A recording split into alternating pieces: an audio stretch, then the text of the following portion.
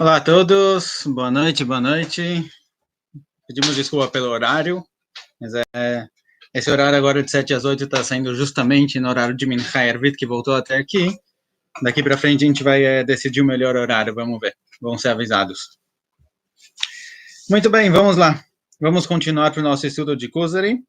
Vamos continuar para onde a gente parou ontem.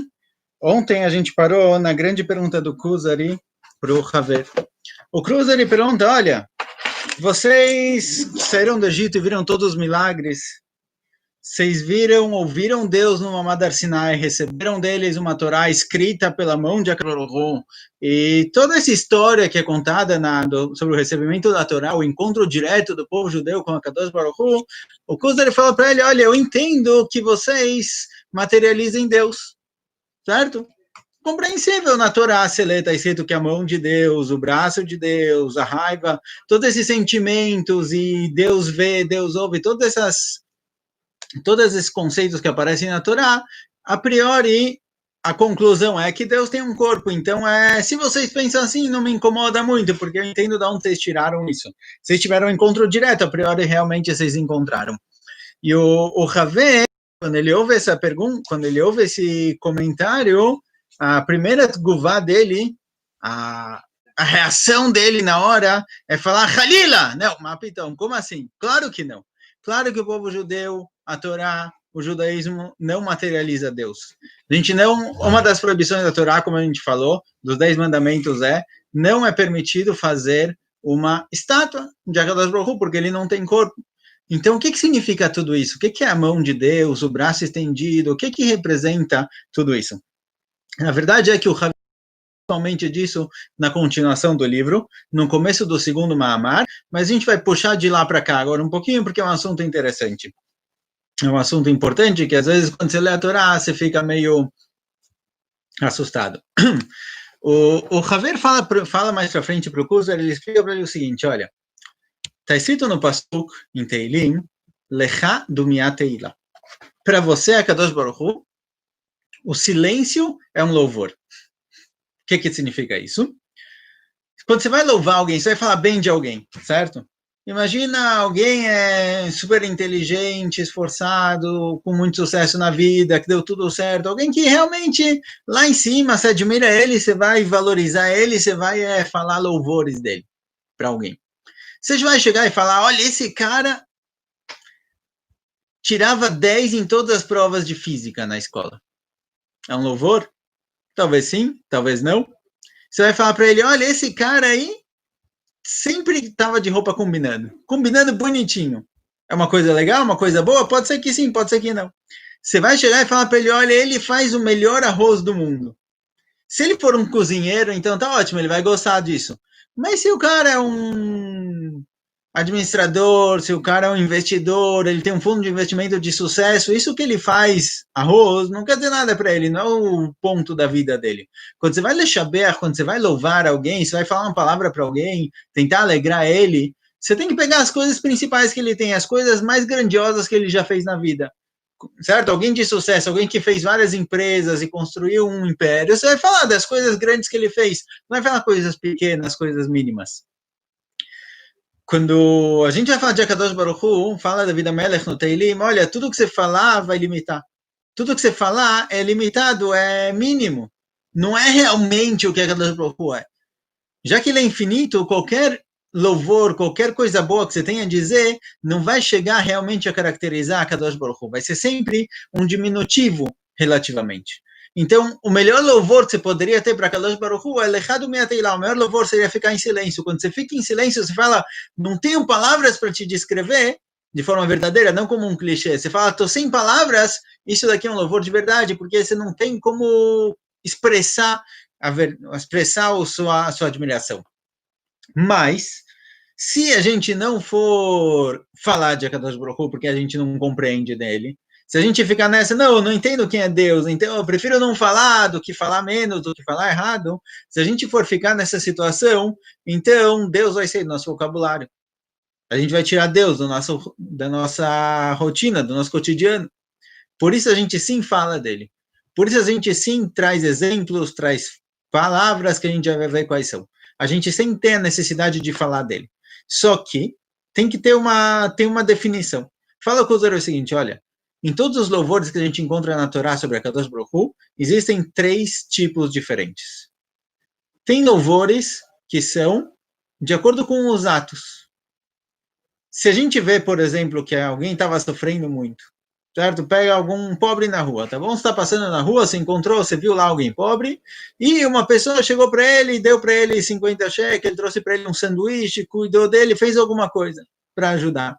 Você vai falar que essa pessoa é uma pessoa piedosa, que se preocupa com os outros.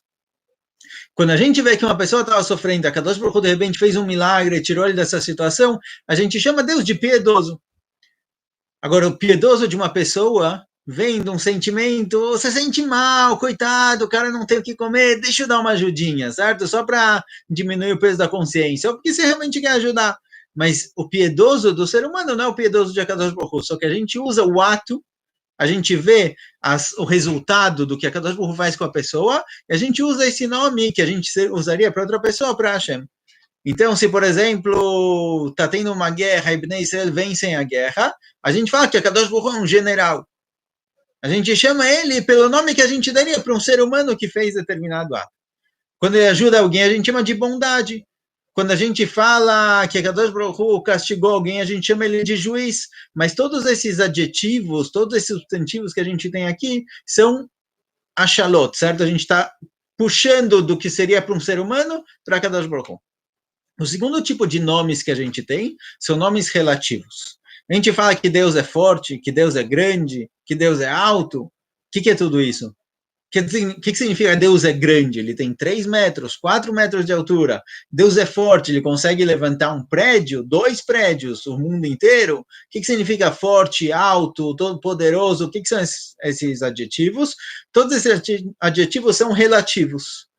Não estou realmente definindo Deus, a essência dele, porque isso está além da nossa capacidade de fazer. Eu estou usando adjetivos relativos a mim. Relativo a mim, a Kadosh Baruch Hu, ele é grande. Eu reconheço ele como poderoso, como inteligente, como qualquer adjetivo que você tenha, relativo a você mesmo. Você está louvando ele, está colocando ele acima de você, usando palavras que representam a relatividade entre os dois. Não é uma definição própria de Deus, mas relativo a mim, a gente usa isso.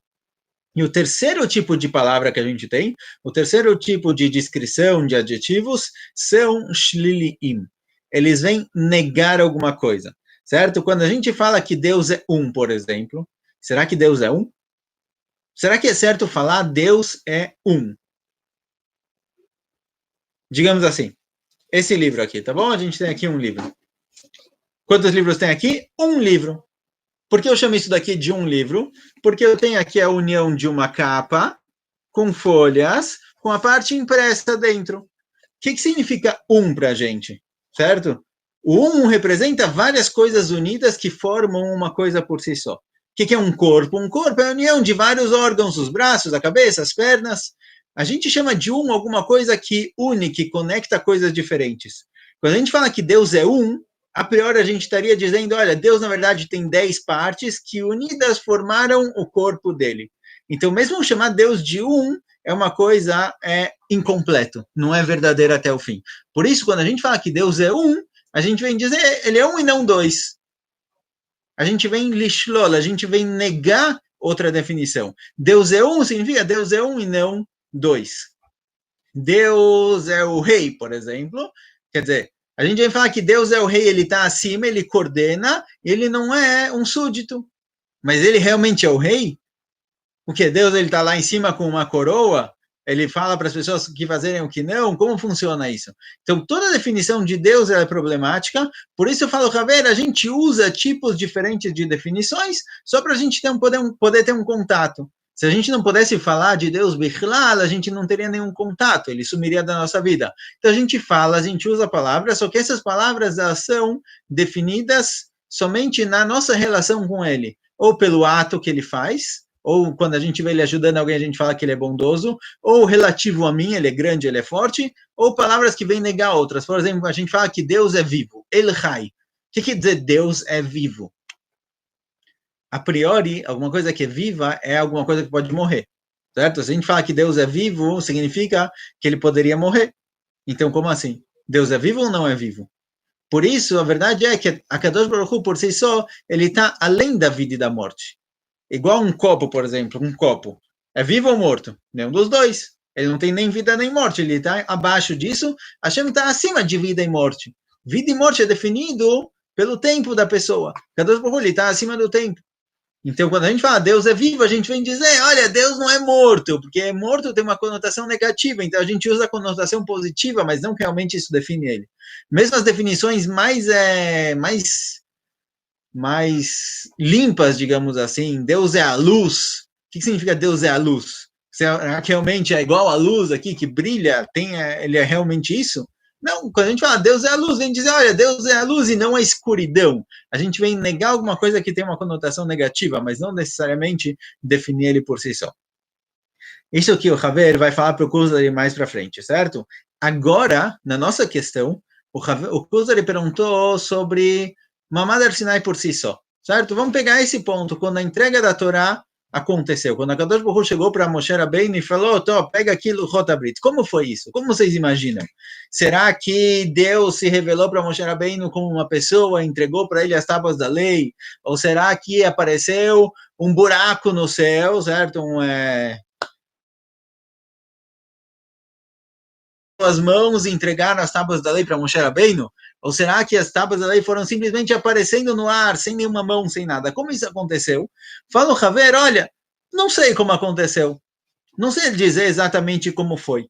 Mas de qualquer jeito que isso tenha acontecido, não é? Digamos que, por exemplo, apareceu lá um buraco negro e apareceram duas mãos que entregaram para Moshe as tábuas da lei. Isso quer dizer que essas mãos são as mãos de Deus? Fala o Haver, procura ele, não.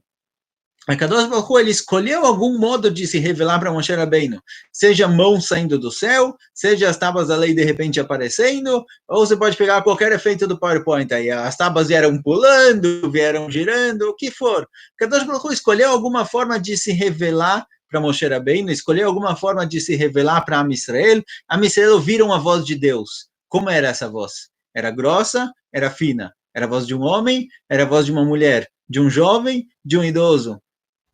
Não faz diferença. Essa não é a real forma de Akadosh Baruch Hu. Essa não é a real voz dele. Certo? Ele escolheu se revelar no mundo de determinada forma. Ele usou determinada voz. Pode ser que cada um ouviu uma voz diferente, vai saber. Por isso, Akadosh Baruch Hu, ele realmente não tem corpo, fala o Haver para o Kuzari. A gente não makshima, a gente não materializa Deus. Tudo que aparece na Torá são simplesmente metáforas. A mão de Akadosh Baruch Hu, o braço, tudo isso são metáforas para a gente poder falar, para a gente poder entender a Kadosh Baruch Hu, certo? São todas metáforas que entram no nosso mundo material, porque não tem como falar sobre a Kadosh Baruch Hu em um mundo em que a gente não tem compreensão dele. A gente só consegue viver, só consegue pensar, só consegue entender em coisas que existem dentro do nosso mundo, dentro da Misgeret, dentro do sistema no qual a gente foi criado, certo? A pessoa não consegue pensar em uma cor que não existe. A pessoa não consegue pensar numa letra que não existe. Então, a gente não tem como pensar em Akadosh Baruch Hu porque ele está acima da criação do mundo. Mas a gente usa palavras comuns para a gente no dia a dia, porque senão a gente teria que tirar Akadosh Baruch Hu do nosso vocabulário, e isso causaria um problema maior, certo? Essa é a resposta do Haver para o Kuzari. Amanhã a gente